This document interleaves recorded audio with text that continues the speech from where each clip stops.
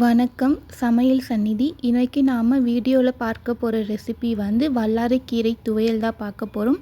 இந்த கீரைக்கு இன்னொரு பெயர் சரஸ்வதி கீரைன்னு கூட சொல்லுவாங்க.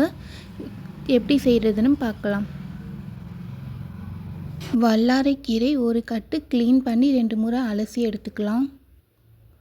கடாயில் 1 டீஸ்பூன் எண்ணெய் சேர்த்துக்கலாம். எண்ணெய் சூடான பிறகு 10 வெந்தயம் சேர்த்துக்கலாம். 1 டீஸ்பூன் தனியா சேர்த்துக்கலாம். 1/2 டீஸ்பூன் சீரகம், 1/4 டீஸ்பூன் மிளகு, 1 டீஸ்பூன் உளுத்தம்பருப்பு சேர்த்துக்கலாம். சேர்த்து பாதி அளவு வறுபடுற வரைக்கும் மீடியம் ஃப்ளேமில் வறுத்துக்கலாம். வறுபட்ட பிறகு 7 காய்ந்த மிளகாய் 2ஆக உடச்சி சேர்த்துருக்கேன். உங்கள் காரத்துக்கு ஏற்ற மாதிரி மிளகாய் சேர்த்துக்கோங்க. சேர்த்து மிளகாய் வறுபடுற வரைக்கும் வறுத்துக்கலாம். மிளகாய் வறுபட்ட பிறகு 10 சின்ன வெங்காயம் 2ஆக கட் பண்ணி சேர்த்துக்கலாம். 5 பல் பூண்டு சேர்த்துக்கலாம். தோல் உரித்து பூண்டு வெங்காயம் வதங்குற வரைக்கும் வதக்கிக்கலாம். வெங்காயம் பூண்டு மிளகாய் எல்லாமே நல்லா வறுபட்டு வதங்கிருச்சு.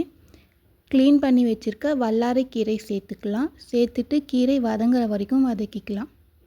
கீரை நல்லா வதங்கிருச்சு. ஸ்டவ் ஆஃப் பண்ணிவிட்டு ஆற வச்சுக்கலாம். வதங்கின பொருளெல்லாம் நல்லா ஆறுன பிறகு மிக்ஸி ஜாரில் சேர்த்துக்கலாம். சேர்த்துட்டு 2 கொட்டை அளவு புளி வெந்நீர் சேர்த்து ஊற வச்சுருக்கேன். புளியும் சேர்த்துக்கலாம். தேவையான அளவு உப்பு சேர்த்துக்கலாம். ஊற வச்சுருக்க புளி தண்ணி கொஞ்சமாக சேர்த்துக்கலாம்.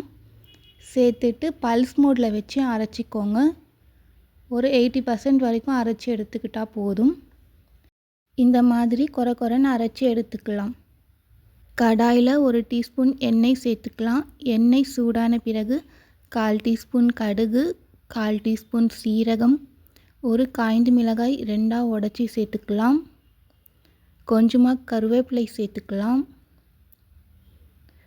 கடைசியாக பெருங்காயத்தூள் சேர்த்து ஸ்டவ் ஆஃப் பண்ணிடலாம்.